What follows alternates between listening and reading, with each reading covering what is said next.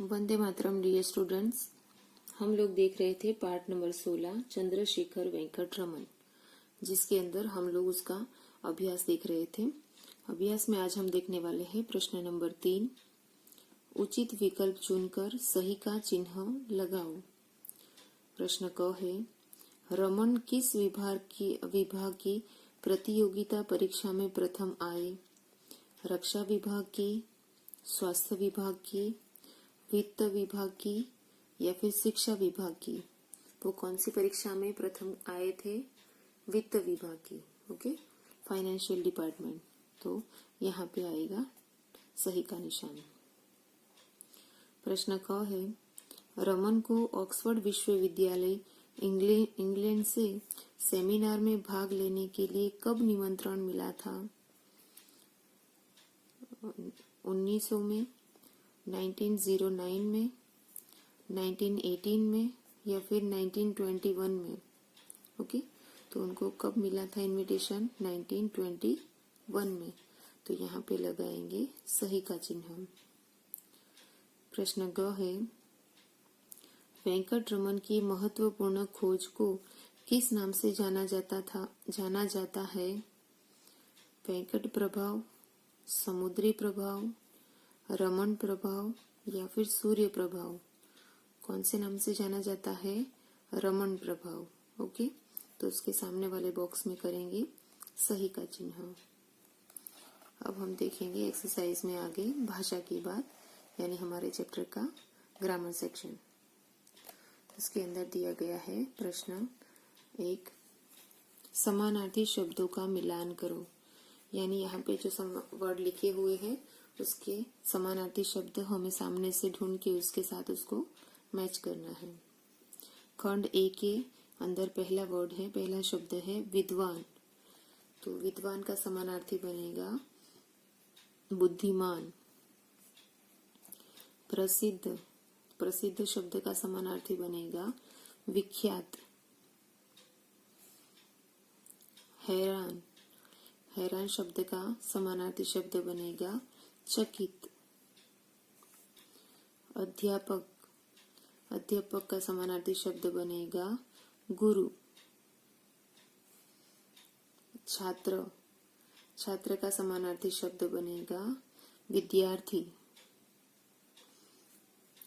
छुट्टी, छुट्टी का समानार्थी शब्द बनेगा अवकाश। और आखिरी वर्ड है पर्दा, पर्दा का समानार्थी शब्द बनेगा आवरण। अब देखेंगे आगे प्रश्न 2 को। प्रश्न 2 में दिया है, ने का प्रयोग करके वाक्य पुनः लिखो।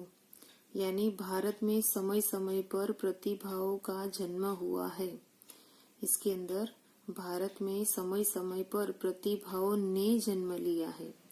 यानी प्रतिभाओं का वर्ड यहाँ से मिटा के वहां पे क्या लिखना है? ने शब्द लिखना है। अब दूसरा करेंगे हम, वेंकट रमन आजीवन शोध कार्यों में लगे रहे। ओके, तो इसके अंदर हमको ने लगाना है। तो कहाँ पे लगाएंगे? वेंकट रमन ने आजीवन शोध कार्य किए। वेंकट रमन ने, यहाँ पे हम लोग ने लगाएंगे। ये इसके अंदर कोई भी वर्ड मिटाना नहीं है। तीसरा वाक्य है ग, कोई भी छात्र प्रथम श्रेणी प्राप्त नहीं कर पाया था। तो इसके अंदर हम न कहाँ पे लगाएंगे? ने। किसी भी छात्र ने प्रथम श्रेणी प्राप्त नहीं की थी। ओके, वाक्य क्या चेंज हो जाएगा? नहीं कर पाया था, उसका ने लगाने के बाद बन जाएगा प्राप्त नहीं की थी। जैसे यहाँ पे कार्यों में लगे रहे, शोध कार्य किए। ओके, उसी तरह यहाँ भी वाक्य बदल जाएगा, प्रथम छात्र ने प्रथम श्रेणी प्राप्त नहीं की थी। फिर घ का वाक्य है, वे प्रयोगशाला में महत्वपूर्ण शोध कार्य करते थे।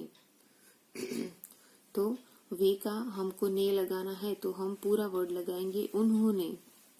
उन्होंने प्रयोगशाला में महत्वपूर्ण शोध कार्य किए थे। ओके, यहाँ वे की जगह पूरा वर्ड बन जाएगा उन्होंने।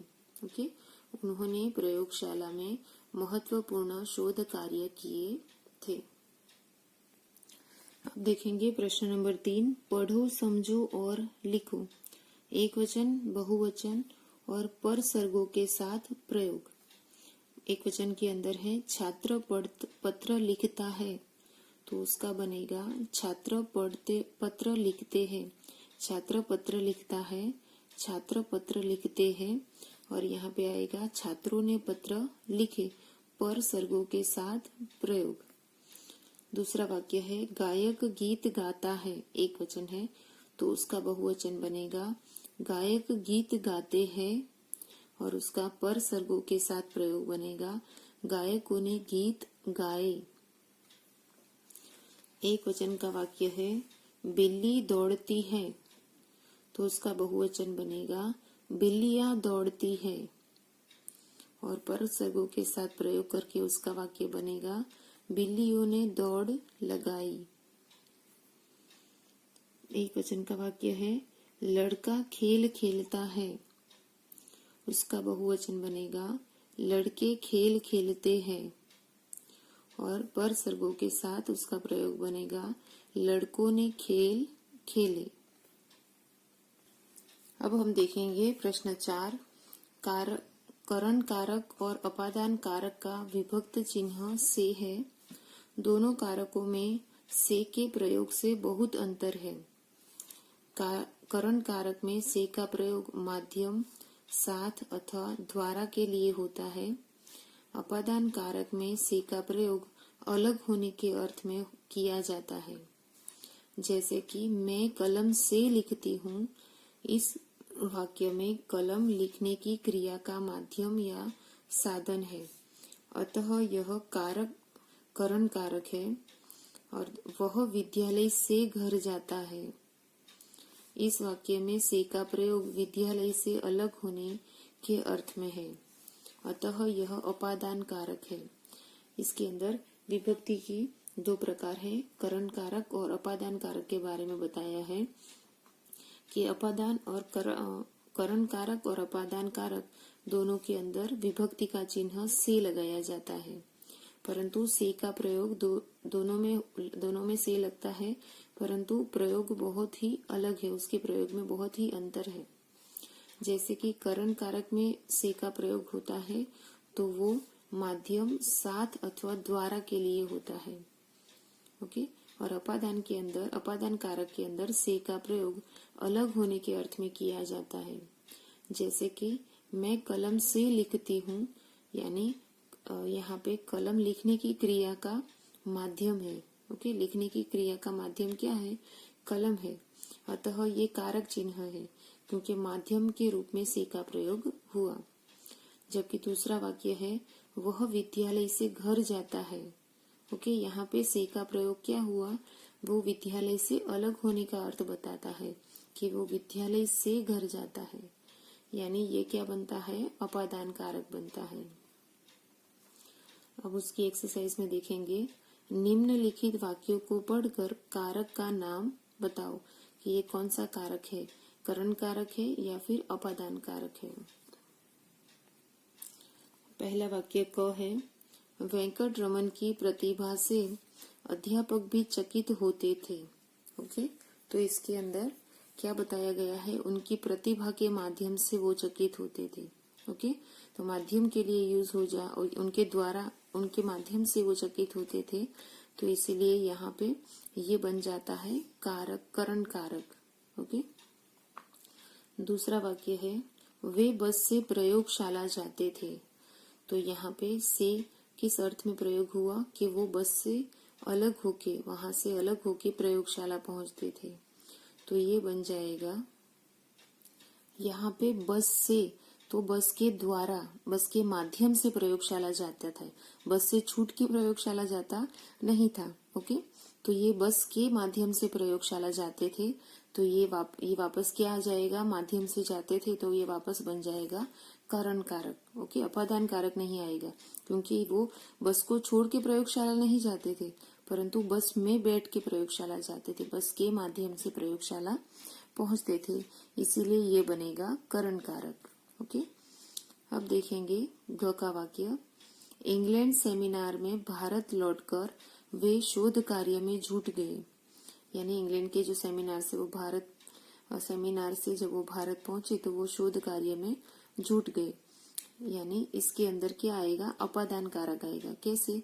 क्योंकि वो सेमिनार से लौटकर यानी यहाँ से छूट के फिर वो अलग होकर वो भारत पहुंचते हैं, तो ये बन जाएगा अपादान कारक। यहाँ पे से वर्ड इसको अलग होकर यहाँ पे आते हैं उस अर्थ में प्रयुक्त हुआ है। इसके बाद वाला वाक्य है, हम आज भी उन्हें आदर से याद करते हैं।